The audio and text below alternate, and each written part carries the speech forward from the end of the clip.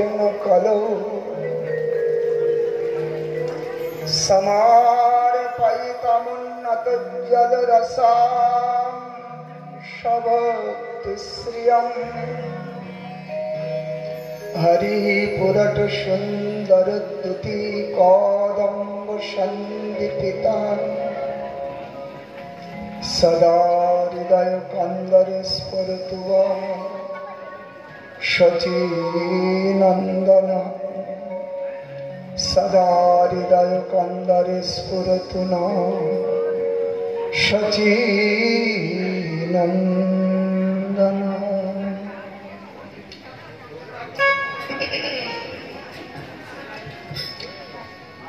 আমরা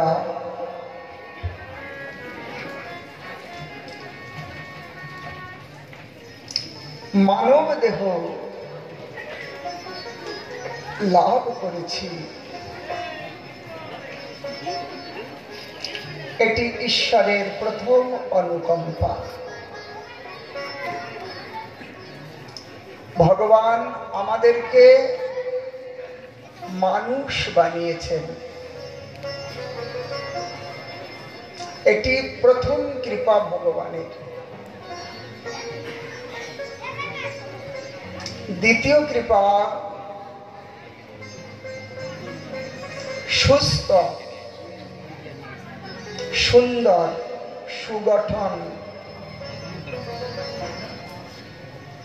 শরীর দিয়েছেন। যদি অঙ্গহীন হতো, চোখ নাই, পঙ্গু, বাক শক্তিহীন, শ্রবণ শক্তিহীন, তাহলে সেখানে আমাদের ভজনের যোগ্য দেহ বলা যেত না। কিন্তু সুন্দর আমাকে বানিয়েছেন, এটি ভগবানের দ্বিতীয় কৃপা। তৃতীয় কৃপা ভারত ভূমিতে জন্ম দিয়েছে। ভারত ভূমিতে মনুষ্য জন্ম যার, নিজ জনম সার্থক করি কর পর উপকার। বিশ্বভরে পরোপকার চলছে, দেশ সেবা, সমাজ সেবা, বিবিধ প্রকার। কিন্তু সেটি ভারতবাসী না হলে হবে না কেন বললেন? মানে ওই উপকারের কথা বললেন না, পরমার্থ উপকারের কথা। তাহলে ভারত ভূমিতে আমরা জন্মেছি, এটি ভগবানের বিশেষ অনুগ্রহ। এই তিন অনুগ্রহ ভগবানের তরফ থেকে আমরা লাভ করেছি, আমার কর্মানুসারে দিয়েছেন। এরপরে সাধু সঙ্গ যদি লাভ না হয়, তাহলে এত কিছু অনুকূল থাকার পরেও আমাদের বিশেষ লাভ হবে না। সেই জন্য উত্তম দেহ, উত্তম পরিবেশ, উত্তম তনু, মন, বুদ্ধি সব পেয়েছি, তার সাথে চাই হরি কথা, হরি কীর্তন, হরি ভক্তের সঙ্গ। তাই শাস্ত্রে বলা হয়েছে যে সৎসঙ্গ বিনা আমরা কিন্তু পরমার্থের পথে এগোতে পারবো না। অনেক কিছু থাকতে পারে আমাদের কাছে, সেই জন্য আর এই সৎসঙ্গ ভগবত চর্চার প্রথম মাধ্যম। ভগবান কি, ভগবান কোথায় থাকেন, কি তার লীলা, শ্রবণে আমাদের কি লাভ হবে, কি আনন্দ হবে ইত্যাদি আমরা কেবল সৎসঙ্গের দ্বারা জানি। অতএব সেই সৎসঙ্গের যিনি লক্ষ্য, ভগবত লীলা, ভগবত কথা, সেই ভগবান তিনি যুগে যুগে অবতীর্ণ হয়ে লীলা করেন, আর সেই লীলা মানবের জন্য কীর্তনীয় বিষয়, সেই কার্যাবলী শ্রবণের বিষয়, বর্ণন স্মরণের বিষয়। সেই জন্য ভগবানের অনন্ত অবতার সমস্তই মঙ্গলপ্রদ। প্রত্যেকটি অবতারের দ্বারা ভগবান জীবের মঙ্গল বিধান যুক্ত কার্য করে থাকেন। তাই চৈতন্য চরিতামৃতে কবিরাজ গোস্বামী পাদ সুন্দর একটি ভাব প্রকট করলেন।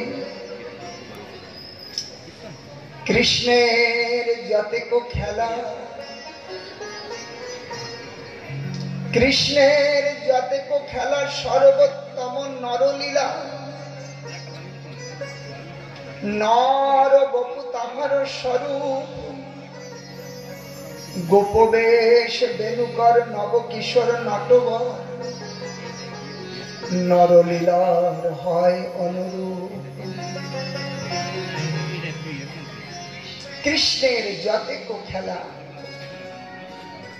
মানে কৃষ্ণ অবতারী, আর তিনি বিভিন্ন অবতার নিয়ে বা স্বয়ং এসে যে কার্য করেন সেগুলো তার সব খেলা। ভগবানের ক্রীড়া বলেছেন, ভজতে তাদৃশী ক্রীড়া। ক্রীড়া মানে খেলা। তাহলে সেই যে খেলা, সেই খেলা জগৎ মঙ্গলপ্রদ।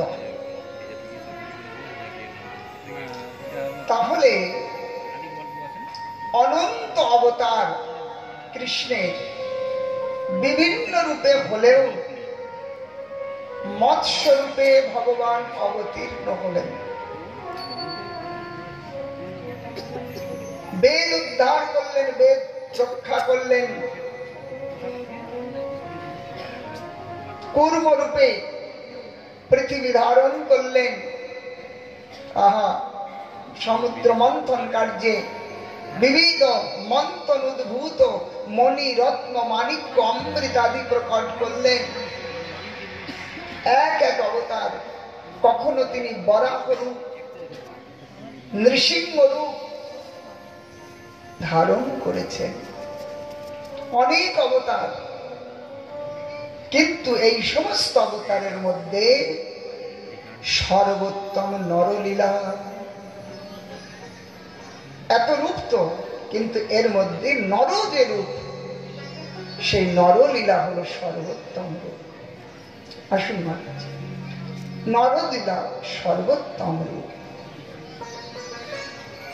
সেই নরলীলা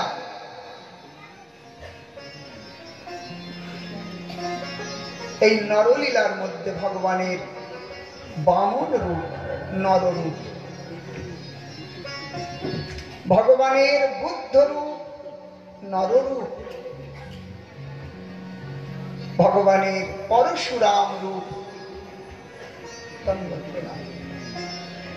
নররূপ, ভগবানের রাম রূপ, দাশরথী রাম, সর্বোত্তম নররূপ আর কৃষ্ণ রূপ। সেজন্য নরলীলা সমস্ত অবতারের মধ্যে সব মঙ্গলপ্রদ হলেও সর্বোত্তম নরলীলা। তাহলে নরলীলার মধ্যে বামন রূপে নরলীলা করেছেন, পরশুরাম রূপে নরলীলা করেছেন, বলরাম রূপে নরলীলা, মর্যাদা পুরুষোত্তম রাম রূপে নরলীলা এবং কৃষ্ণ রূপে নরলীলা। এই সমস্ত নরলীলা। এরপরে বললেন গোপবেশ বেণুকর। তাহলে এত যে নরলীলা সর্বোত্তম, কিন্তু নরলীলার মধ্যে গোপবেশ সেই কৃষ্ণরূপ। গোপবেশ বেণুকর নব কিশোর নটবর, নরলীলার হয় অনুরূপ। গোপবেশ এবং বেণুকর মানে বৃন্দাবনের কৃষ্ণ। শ্রীকৃষ্ণ গোবিন্দ হরে মুকুন্দ, হে নন্দ নন্দন কিশোর কৃষ্ণ, হা শ্রী যশোদা তনয় প্রসিদ, শ্রীবল্লভীজি বনরাধিকেশ। এই সেই গোপবেশ বেণুকর নবকিশোর নটবর, নরলীলার হয় অনুরূপ। তাহলে সেই কৃষ্ণ লীলাই হলো ভগবানের যত লীলা হয়েছে, যত অবতার নিয়েছেন, এই সমস্ত অবতারে লীলা কমল সঞ্চালিত করলেও আস্বাদ্য রমণীয় কমনীয় মন মোহকযুক্ত লীলা হলো কৃষ্ণ লীলা। সেই জন্য চৈতন্য লীলামৃত পুরা, কৃষ্ণ লীলা শুকর পুরা, দুহে মিলে হয় সুমাধুর্য। সাধু গুরু প্রসাদে তাহা যেই আস্বাদে, সেই জানে মাধুর্য প্রাচুর্য। এই কৃষ্ণ লীলা হলেন সর্বোত্তম, ভক্ত মনকে প্রমোদিত করে তোলে। এই কৃষ্ণ দাপর যুগে তিনি বিবিধ বয়ক্রম অনুরূপ লীলা প্রকট করে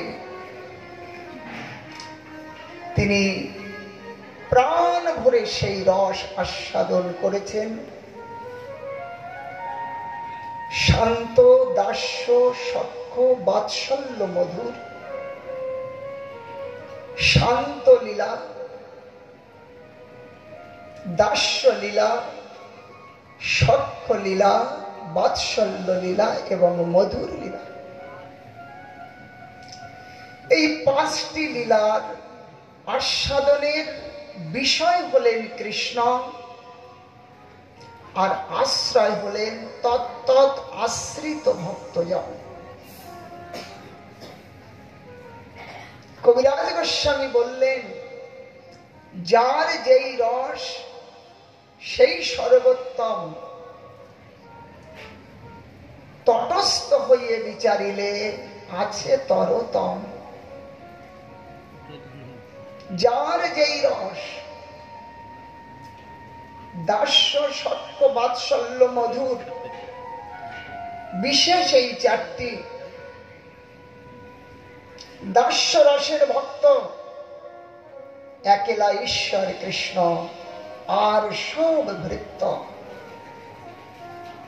এই দাস্য ভাবেতে একমাত্র ব্রজেন্দ্র নন্দন, রাধিকা রমন, যশোদানন্দন কৃষ্ণ ব্যতীত এই জগতের সমস্ত ভগবৎ স্বরূপ থেকে নিয়ে চিটি মকড়া পর্যন্ত সমস্ত হলো কৃষ্ণ দাস। দাস্যতাই তাদের পরম ধর্ম। একেলা ঈশ্বর কৃষ্ণ। সচ্চিদানন্দ বিগ্রহায় বিশ্বৎপত্তাদি হেতবে তাপত্রয় বিনাশায় শ্রীকৃষ্ণায় বয়ং নমঃ। সমস্ত কারণের একমাত্র তিনি কারণ, অথবা ঈশ্বর পরম কৃষ্ণ সচ্চিদানন্দ বিগ্রহ অনাদিরাদি গোবিন্দ সর্বকারণ কারণ। তিনি স্বয়ং ভগবান। তিনি কর্তুম অকর্তুম অন্যথা কর্তুম সমর্থ। তিনি সর্বজ্ঞ, তিনি সরাট, তিনি সবিজ্ঞ। তার আগে আর কেউ নাই। তিনি অনাদি, তিনি অনন্ত, তিনি অপার, তিনি অসীম, তিনি বিভু চৈতন্য, তিনি রসবৈশ, তিনি আনন্দ কন্দ, আনন্দ মূর্তি। কেবল কেবল কৃষ্ণকেই বুঝতে হবে। সেই কৃষ্ণ যশোদানন্দন, রাধিকা রমণ কৃষ্ণ, আরাধ্য ভগবান ব্রজেশস্তনয় তদ্ধাম বৃন্দাবনম রমনা ক্বাচিৎ উপাসন ব্রজবধূ বর্গেন ইয়া কল্পিতা শ্রীমদ্ ভাগবতম প্রমাণ মমলম প্রেম পুমার্তমহং শ্রী চৈতন্য মহাপ্রভু মতমিদম তত্র দরুণাপরো। মহাপ্রভু আমাদেরকে সেই কৃষ্ণ ভজনের কথা বললেন। কৃষ্ণ ভজন সর্বশ্রেষ্ঠ। আরাধ্য ভগবান। আরাধনা কাকে করতে হবে? পার্বতীকে শঙ্কর বললেন, দেবী আরাধনা নাম সর্বেশাম, বিষ্ণু আরাধনা নাম পরম, তস্মাৎ পরতরম দেবী তদীয়ানম সমার্চনম। আরাধনা, আরাধনা একমাত্র বিষ্ণু আরাধ্য বস্তু। বিষ্ণুই জীবে মুক্তি দিতে পারে। মুক্তি দেওয়ার অধিকারী একমাত্র বিষ্ণু, অন্য কেহ নয়। তাহলে কৃষ্ণ বললেন, এই কৃষ্ণ হলেন বিষ্ণু পরতত্ত্ব। বিষ্ণু পরতত্ত্ব হলো কৃষ্ণ। যদদ্বৈতম ব্রহ্মোপনিষদি তদুপশ্য তনুভব যাত্মন্তর যামি পুরুষ ইতি স্বসংস বিভব ষড়ৈশ্বর্য পূর্ণজ ভগবান স্বয়ময় ন চৈতন্যতি কৃষ্ণ জগতি পরতত্ত্বম পরমি। বিষ্ণু তত্ত্ব, তার বিষ্ণু তত্ত্বের সার হলেন এই কৃষ্ণ তত্ত্ব। আর ওই কৃষ্ণ তত্ত্বের সার হলেন মহাপ্রভু তত্ত্ব।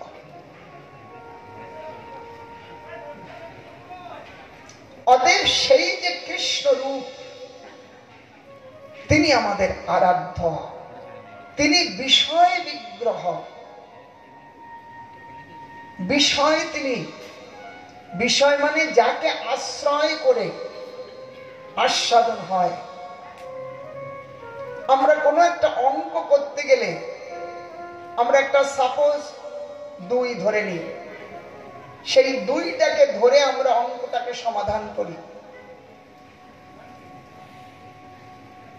একটা কিছুকে অবলম্বন করে আমরা সেই বস্তুটাকে সমাধান দিই। তেমনি রসাস্বাদন করতে হলে সেই রসের কেন্দ্রকে, কেন্দ্র হলেন কৃষ্ণ। যেমন একটা বিয়ে বাড়ি, বিরাট আয়োজন বিয়ে বাড়িতে হয়। ছেলে মেয়ে বিয়ে দিয়েছেন আপনারা, বিরাট আয়োজন করতে হয়।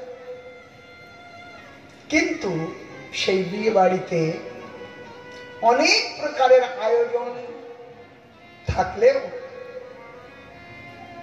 সেই দিনের কিন্তু মালিক হলেন একজন, যাকে কেন্দ্র করে এত কিছু ঘটনা ঘটছে, সেটা হলো বর।